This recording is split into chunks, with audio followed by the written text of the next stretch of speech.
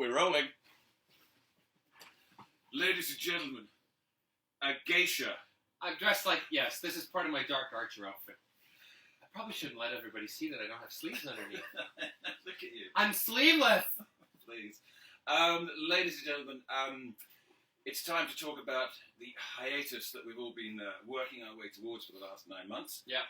JB, what are you up to? Well, as soon as we're done, I have a week off with my brother and his kids. Oh. And they're coming to the house in Palm Springs.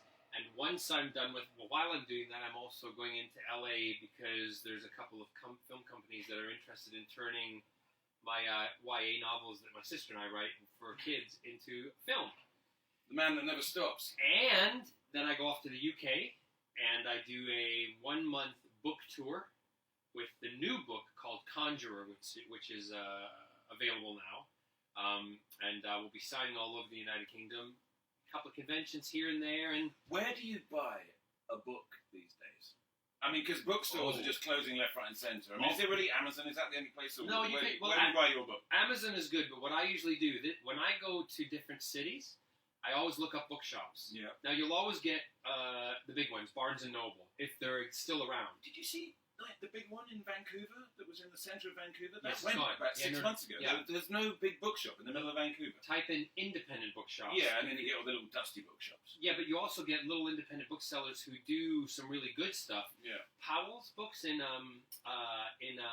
Portland is a great bookshop. Oh, that's a classic. Yeah, I've been there. That's a famous one. Hours there. Yeah. But sometimes I also, if I know the title of the book or the author, like for instance, Beverly Cleary had her 100th birthday the other day, and Beverly Cleary, for those of you who know or don't know, she was we've gone all dark. No, we're all good. That's just the street. Beverly Cleary wrote a lot of young books. Like when I first came to the U.S. in 4th grade, the Scholastic Book Services. That's how I ordered my books, and it was always Beverly Cleary books that I ordered. So I went on eBay to celebrate her birthday to look for the books that I had of Beverly Cleary's as a kid, and I bought them all. Lovely. So you can find a lot of books on eBay. You don't always have to go to the big ones. All right, so while we're here and we're going to plug your book, where are we going to buy your book? Well, you can buy my book on Amazon. It's not in a bookstore. No, anywhere. No, in it the is. country. It is. Amazon. Waterstones in the UK, and also Foyles are carrying it. W.H. Smith will also carry it. Foyles on the Charing Cross Road. Correct. Yes, that's my right. friend's auntie, actually. Is it? Yeah. I'm doing a big signing there. Oh, okay. Yeah.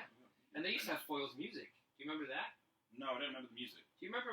Well, listen. Paul and I know London quite well. So remember in Foyles and Soho and stuff when you used to have the bookshops, and they used to have the downstairs bit. Mm-hmm. They used to go downstairs, but it wasn't the kind of books that they would put up on the top shelf. If you know what he means. If you know what I mean. But those places don't exist anymore.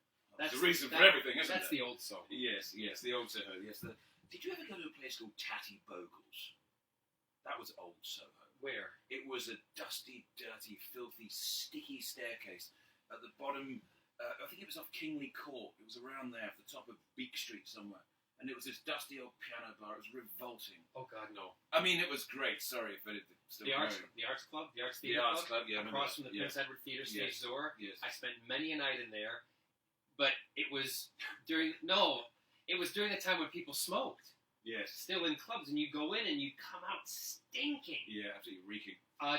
Sorry, I was going to say one more reminiscent. Did you ever go to a place called Costa Dorada? It was up near. That's in Spain, love. No, it was a club, and they used to be open till 3 or 4 in the morning, and there'd be flamenco dancing and everything. Oh yeah, in the little alleyway around the Yes, that place is amazing. That was where my first boyfriend danced. Really? Yeah. Costa Dorada, there it was. Paco the flamenco dancer. I remember those. Oh, he was the flamenco dancer. Yes, he was. I'll have that. Lovely. Come here, son. You're old people. I'd love to have been there that night. Hilarious. I'll show you how to shake the maracas. That's not Spain. And in the meantime, I was probably standing in some grotty little sandwich bar. Do you remember those sandwich bars at Soho that used to turn into illicit bars at night? And they'd sell tins of Heineken for £1. There'd be all sorts of That was the sandwich shop that was next to the Prince Edward Theatre, which is now Balance. Right. Do you remember that there was a little sandwich shop? The front of the Prince Edward. I'm going back to 1989. Okay. There was a sandwich shop, and Brady Balance was the guy who made the sandwiches in there. Right. It was a little seedy sandwich shop. I used to go get my sandwiches before the show at the when I was doing Anything Goes, and for years he made me my sandwiches. And then when Balance the restaurant was created, I didn't put two and two together. And he used to always say when I get my sandwiches, one day I want to own my own restaurants. And then he had restaurants galore over London. He now owns like half of Miami. Wow. There you go. So there you go. City Sandwich Shop. Yes, anything is possible. Yeah. There you go. But you're going to send us texts and tweets and let us know how your trip's going on. Yes. Because that really, we're talking about what we're doing, but what you're doing is the most important thing. Well, it's just, you know, it is what it is. You know, when something kind of just grabs you at times, and not just the flamenco dancers, I'm talking about little causes, you know. It's this rhino elephant thing just really puts a bee in my bonnet. And, you know, it's great, all the causes that you've been working on, Steve, and everybody on the show. It's nice to be in a position where if you're on one of these TV shows and it's a success, that you can use that to shine a light on other causes. I'm just making sure we're still going. Sorry. Yeah. And yeah, this rhino thing it's just killing me. You know, these things have been wandering around for 55 million years, and in 10 years' time, they'll all be gone. But present rate of killing. Is there a way, I know because I've watched some programs on it, that one of the ways that they're finding that they can save the physical rhino is to take the horn off? Is there any way that they can still stop the poaching but keep the rhino intact? Because one of the beautiful things about the rhino is to see them actually with the horns. Well, yeah, ideally. There's actually an even more dreadful fact about that. Often when the poachers find the rhinos that have had their horn removed for that reason, they will often kill that one because it saves them tracking the wrong rhino.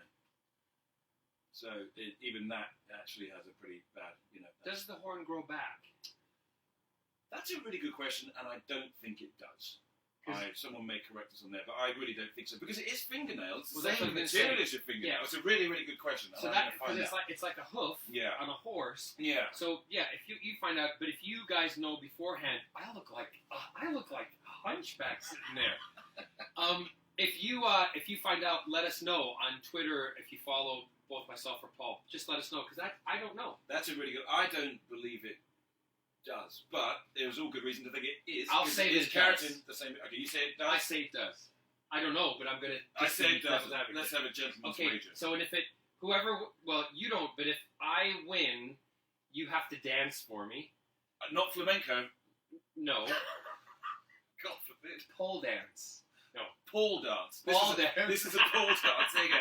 I've done my pole dance. How my fans of mine who are watching who probably haven't heard about the campaign, how can they donate money to it? And I know I've retweeted things, but what can they do? Well, where's that T-shirt we just had? There it is, over there. We of course are doing the wonderful T-shirt thing through the Represent campaigns. Mr. JB has just signed this one along with Mr. Ramsey. This will be doing the rounds. This T-shirt. Basically, anybody that buys a T-shirt on the Represent link has their name thrown in a hat with a chance to win the signed one here. Represent.com/Save the Rhino. Vietnam. Yeah. Represent.com/Save the Rhino Vietnam. We'll put the link on here as well. Oh, and no, because it's the wrong place. Never mind. I was going to talk about something, but it's Cambodia. It was going so well. You must understand. David Ramsey on set has brought in a coffee truck. Yes. Which means we all get to have free kind of frappuccinos, coffee drinks with chocolate and sugar. And I don't drink coffee during the afternoon. This is sort of an end-of-season high. I've had the biggest coffee with chocolate and everything in it. Espresso, you name it, it's all in there. And I feel like I'm Thomas the Tank Engine. I've nailed him to the floor just to conduct this interview. It's unbelievable. It's not been very easy. Anyway, guys, we won't take up any more of your time. Thank you very much for watching this episode of John Barrowman on the sofa in his geisha girl outfit. Yes. God bless him. I like your boots, by the way. Wardrobe. Mate, thank you for your support of all this. We do appreciate it. No problem. Anything to help. Thank you very much. Every cause, something like this, for our planet, for animals. I'm an animal lover. This should be really, really put forward. Marvellous. That was rubbish, but you know what I mean. That's the coffee's just crashed. Turn it off. The coffee crashed. Turn it off. Get him another coffee, quick. Like a light switch. Cheers, guys. Yeah.